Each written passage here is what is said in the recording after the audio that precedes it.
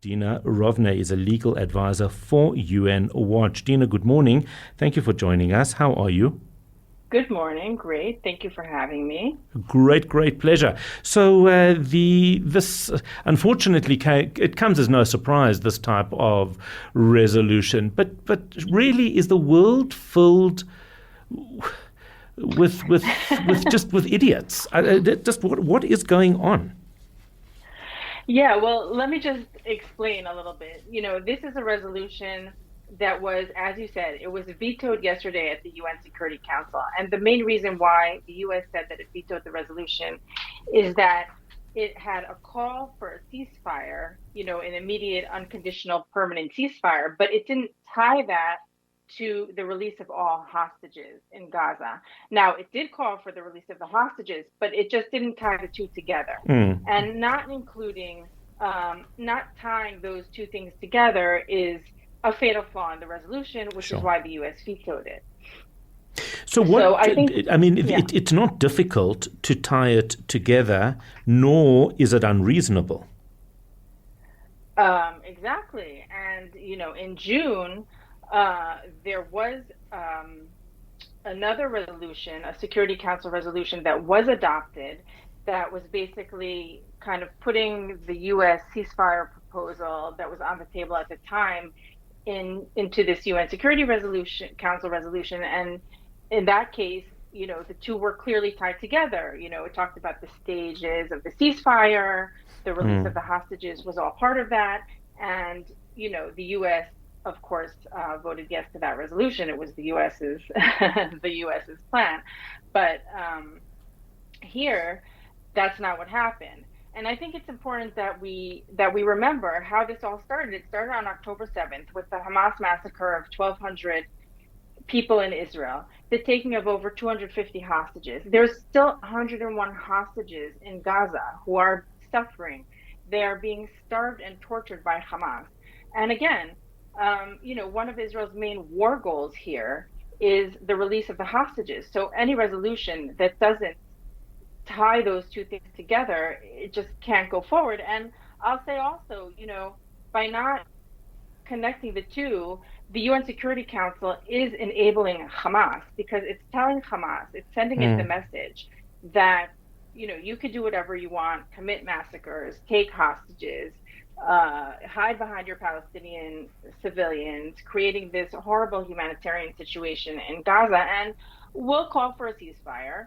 We'll also call for the release of hostages, but the two things are not connected. And so, the Right. So that would ceasefire. mean that from tomorrow, they could demand that Israel implements a ceasefire. They could demand the same thing with the hostages. But if Israel doesn't stop because there isn't a hostage release, Israel could still be held liable.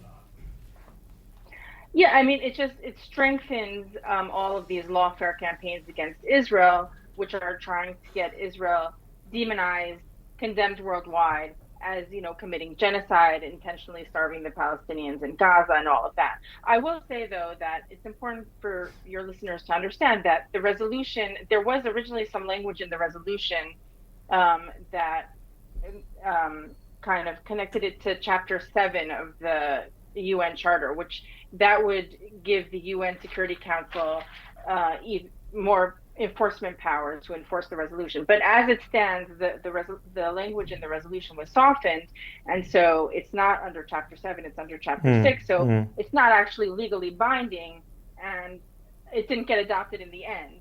But even if it had been adopted, it would strengthen, those international lawfare cases Yeah, yeah, yeah. against Israel, but it still wouldn't have been binding Right. legally. The just a final question. The fact is that it's very obvious that they do need to be linked. Why would this not have? Why would there have been such great support for not linking it? Look, I think that the way they drafted this resolution, they put those two things in the same paragraph. So maybe for the drafters, they considered, okay, that's sufficient.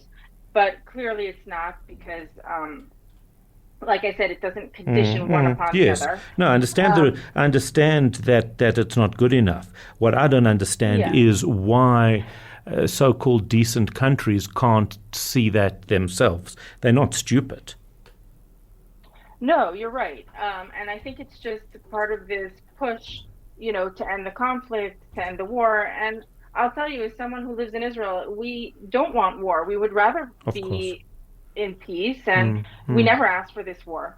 But unfortunately, when you're faced with a situation that threatens your existence and your security, you have to protect yourself. And that's what Israel is doing. And I think what these countries don't understand is the extent of the threat of Hamas. And as I would say, as Ambassador Danny Danon characterized it, it was a resolution of appeasement, and it wouldn't bring peace in the end. So I think these countries are going for the appeasement, and they're not seeing the bigger picture. That is where we leave it. Dina Rovner, thank you, as always, legal advisor for UN Watch, talking about the UN resolution that was attempted to be passed yesterday.